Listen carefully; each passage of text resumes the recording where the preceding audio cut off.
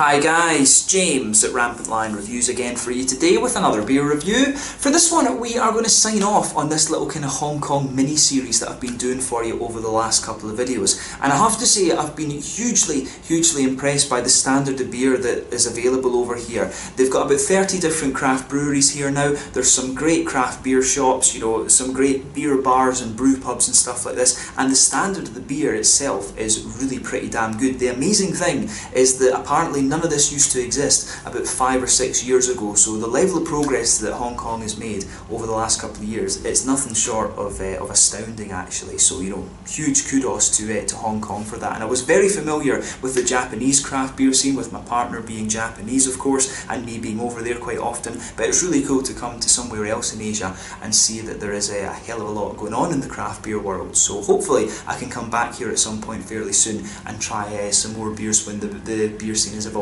even more actually. It's a very exciting time to be in Hong Kong when we think about the craft beer scene. So for this review and for my last kind of sit down review of this mini-series, I thought I would go back to my native beer style, and I did manage to find a Scotch ale when I was over here. So for this one we are going to go to Heroes Beer Company and we're having a taste of their SNAP-09 1-Star Wee Heavy, which is a Scotch ale coming in at 9% ABV. As I always say, I love reviewing Scotch ales from different parts of the world. This isn't the first one I've reviewed from Asia. That honour goes to Beard Beer over in Japan, and I think I also reviewed one from Shiga Kogan beer as well, if memory serves correctly. But really cool to review my first one from Hong Kong, and hopefully this is another very good beer. I did try one of their IPAs at the Ale Project here in Mongkok, and I was really impressed with that. So hopefully their more malty beers stand up to the same standard, if you like. So really looking forward to trying this one. This is the perfect beer I think to sign off on this little mini-series, and I sincerely hope that you've enjoyed it and that you enjoy my take on this particular beer. So anyway, as is usual with my reviews then, I'll tell you a little bit about the brewery. If you want to get straight to the tasting, just fast forward. All the usual links are in the description below. That's the brewery website, the link to my other beer reviews that hopefully I can do in the future from Heroes Beer Company. I'm not sure exactly when I'll make it back to Hong Kong, but I definitely will in my lifetime. There's all the usual social media. If you want to see more beer reviews, do please consider subscribing to the channel. The whole channel, of course, has a geography-based tagging system, so you can go into the homepage and search for beer based on country, city, state, county, prefecture, whatever it is you're interested in. Do check out the playlist of beers from different countries. I will make one for all the Hong Kong beers that I've reviewed while I've been here, and as always, please do get in touch and let me know some of the other beers and breweries that you guys would like to see me review. It's always great to hear from you guys that are watching the videos, and the support that you show the channel is hugely appreciated. So anyway, on to my brewery notes then to tell you a little bit about Heroes Beer Company. So Heroes Beer Company was founded by Chris Wong, who is one of the people that's very well known in the Hong Kong craft beer scene, and his childhood friends Jason Lowe, who's also very well known, and Angus Ip. So the idea behind this brewery is to produce beers in collaboration with mystery beer enthusiasts who reportedly questions extensively about their craft beer passion. So Chris said that the idea is that he felt the real owners and the real supporters of a craft brewery are those who actually go out and buy and drink the beers. And he said that he wanted to really give, you know, craft beer fans the chance to be a superhero of the craft beer world. Apparently the idea came to him when he was watching the Kick-Ass films that came out a couple of years ago actually. I do quite enjoy those. So basically he wants to give fans of craft beer the chance to brew to brew their own stuff and get it out there commercially. So it's a really nice and quite novel idea, this one. So Chris actually, in a past life, he was an accountant. He moved to Hong Kong from the US for work, and he went on to found HK Brewcraft with the other guys who were involved in this brewery, and then later Carbon Brews. That's his latest venture, but he's also working for Hitachino Nest's operations, the Kiyuchi brewery here in Hong Kong, and he's running that facility for them. Jason is another founder of HK Brewcraft, and he has a background in finance development and project management, but he also serves as the president of the Hong Kong Craft Beer Association, and he's the general manager of Heroes Beer Company, but also a certified beer tester in Cicerone. Likewise, Angus is the other founder of HK Brewcraft, and he has a background in software engineering and finance as well. But as of June 2019, these guys have produced around 32 different types of beers according to Untappd, and all of these have been produced either by the heroes, most of whom are home brewers actually, or bar managers or stuff like this, or they've been brewed for special occasions as well. So yeah, a really quite unique and novel little project, this one. And you know, Chris Wong, he has his hand in quite a few jars, if you like, when it comes to different things that he's doing. He's got carbon brews, he has, you know, he's doing the Hitachino Nest stuff here, he's brewing exclusive beers for them, and he's also, you know, doing this stuff for, you know, doing the Heroes Beer Company as well. So a really, you know, quite well-rounded entrepreneurial guy, I have to say. So yeah, a really kind of unusual company, this one, but very, very cool nonetheless. So yeah, just to tell you a little bit about the beer then before we open this one up. This one is a 9% Scotch ale. The hero of this beer revealed himself. He was James Ling, the manager of the Tai Hang Gastropub, and the name AP09 of the original version came from his Cantonese nickname, which was Lingao, which means 09 if you translate it back into English. But this beer is essentially an amped up or snobby version of the original AP09. So yeah, kind of an interesting one this, and as I said, very, very cool to find my native beer style here in Hong Kong. So you know, have a go at this one if you get the chance. But I'll just let you have a little look at the artwork of this beer before we open it up. There you can see, I think that's I forget what it might be a Shiba Inu. It looks almost a little bit like a Shiba Inu, but I know the Chinese have their own version, their own breed of dog rather, that looks very similar to a Shiba Inu. So some interesting artwork on this this beer, I have to say. But I do like it actually. There you can see the SNAP-09, SNAP-09, the 1-star wee heavy, the snob smashing stiff neck dog. So yeah, kind of interesting that. You can see at the bottom there is the Heroes Beer Company symbol. So yeah, really nicely presented. It says on the side here, after parting ways with his fellow apprentices, AP09, the steel-necked dog, embarked on this epic journey on his own. The constant ignorance from beer snobs and the lack of genuine appreciation from beer tickers tipped him overboard. Eventually his vision deteriorated and the neck stiffed up so much that he could no longer tell friend from a foe. He became a stiff-necked AP09 who could no longer listen to anyone but himself. The SNAP-09 is a strong, snobbish version of AP09, a sweet, rich and smooth wee heavy with complex nutty caramel, cookie dough and toffee malt flavours. So yeah, it sounds like a really interesting one, this.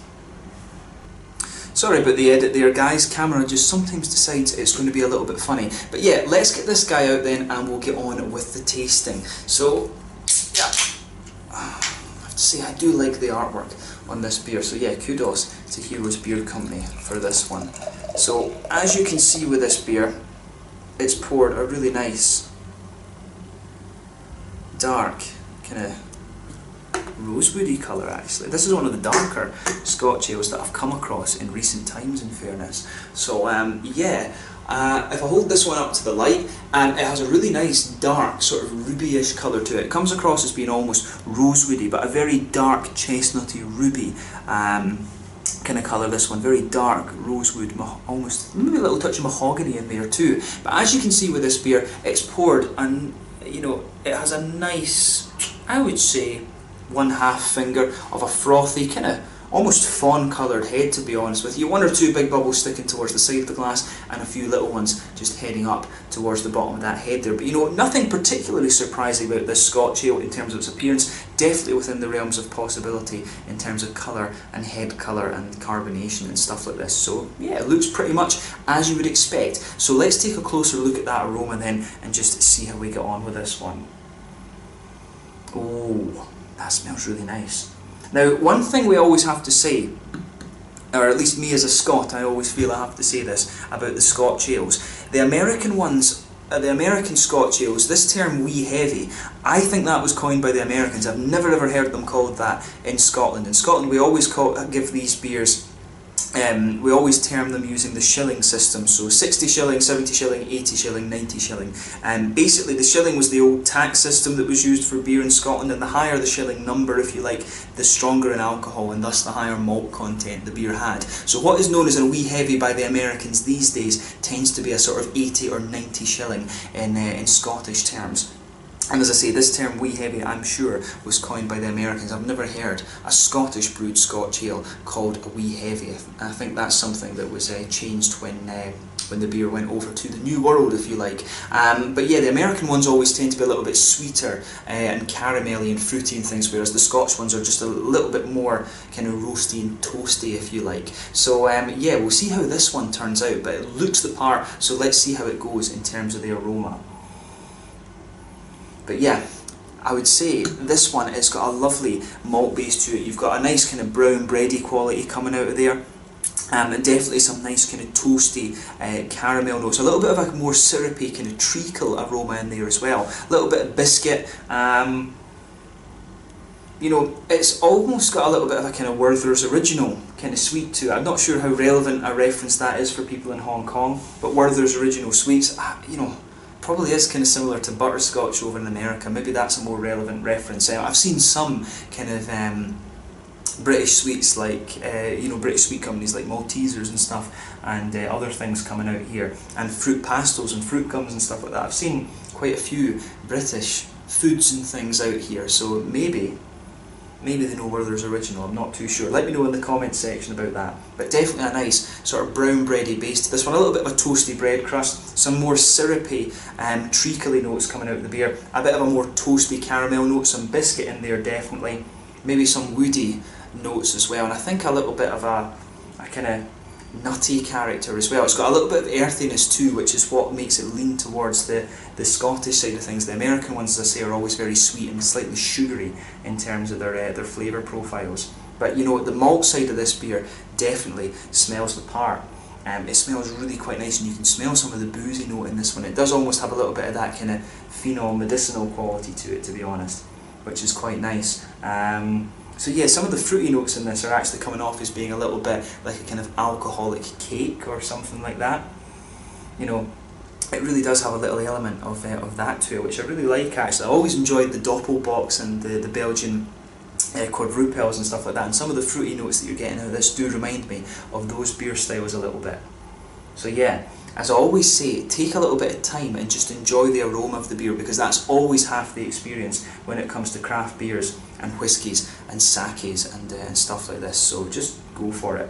In terms of the hoppiness then, I would say that this beer, it's got a little touch of earthiness to it. You know, there's a little bit of grassiness in there as well, maybe a little touch of a herbal quality. There's something in my mind makes me want to say they've used a little bit of English hop in here because of the way the earthiness and the herbal qualities come out, so I wouldn't be surprised if this has a little bit of like an East Kent Golding or something like that in there. So it does have everything you'd kind of get from that, and those are the types of hops that you would have used in the original ones, in fairness too. So yeah, on the fruity side of things, a little bit of a figgy kind of raisiny note to this one. It does have a little bit of a kind of raisiny plum sharpness in fairness to it, but quite a juicy figgy note. And I'd say there's a little bit of a slightly blackberry, kind of black currant vibe to the fruits in this beer as well. So you know, in some ways it does smell very kind of, it does lean a little bit towards the American side of things, but in some ways it leans towards the Scottish side of the Scotch ale, which is always good. So it'll be an interesting blend of things, this, I think, too. And it also has a little bit of aroma character that I would normally think about when it comes to a quadrupel, those kind of phenol-y notes, something like that. So I think this will be a really kind of interesting beer, this one. So 9%, you know, it's going to have a good little bit of kick to it. But I'm very curious just to see how this one turns out now. So let's have a taste of this and see how we get on. So this one is the SNAP-09 or SNAP-09. I'm not sure exactly how to pronounce that or whatever, but yeah, this is the 1-star wee heavy from the Heroes Beer Company here in Hong Kong. My last sit-down review that I'm filming for you while I'm here. It's been awesome to review all these Hong Kong beers. Let's have a little taste of Scotland now and see how we get on. Slàinte, skål.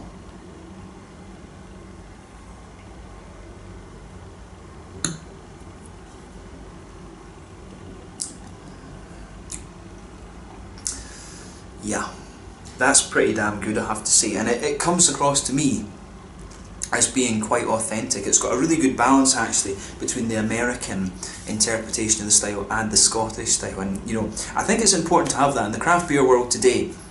To have a little bit of both sides of the coin is always a good thing. But I really like this one. You know, this Scot approves of the Hong Kong brewed Scotch ale, so I hope that goes down well with the brewery. But yeah, this is definitely a good example of the style. So let's have another taste of it and just break it down and see what we get.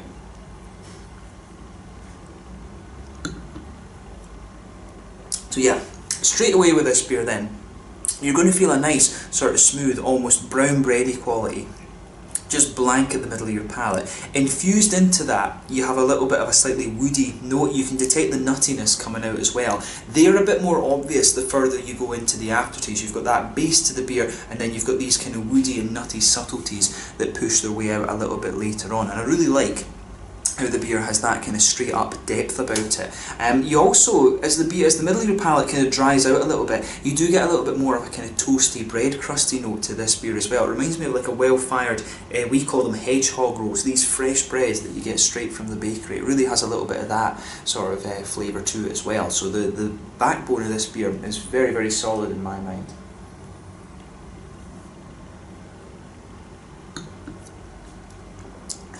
So yeah.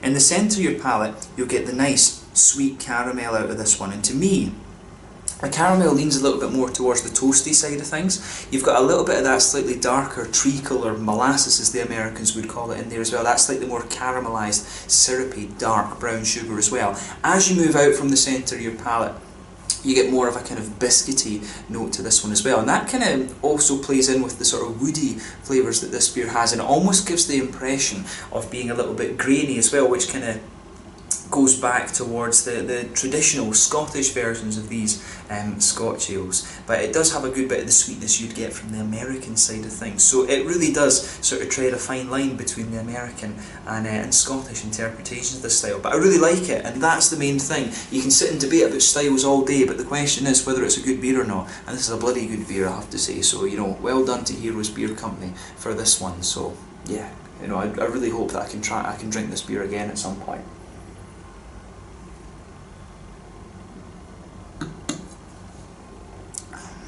Yeah, that's awesome. So yeah, on the hoppy side of things then, this beer, in the back corners of the palate, you get a little bit of earthiness there. And as you go further forward, it does have a little bit of a herbal quality, but the earthiness kind of sticks there. As you come further forward towards the front corners of the palate, you get a little bit of a kind of floral note to it, to be honest. It's got a little teeny bit of just dryness to it. You can feel the size of your palate drying out a little bit the further you go into the flavour of this one, and as you go round the front curve of the palate, the beer's just a little bit lighter and more grassy in my mind. But all of these flavours combine really quite well. The hops aren't too prominent in this one, and that was always the thing with the Scotch ale. You usually got a little bit of earthiness and grassiness out of them. This beer just has that little touch of floral note to it, but it's a nice touch, I have to say. But behind the front curve of the palate, that's where you get that nice oily bubble where those juicy, fruity esters start to push their way out of the beer.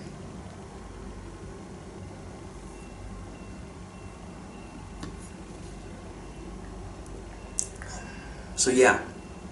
This one, there's a really interesting blend of fruits that's going on in here.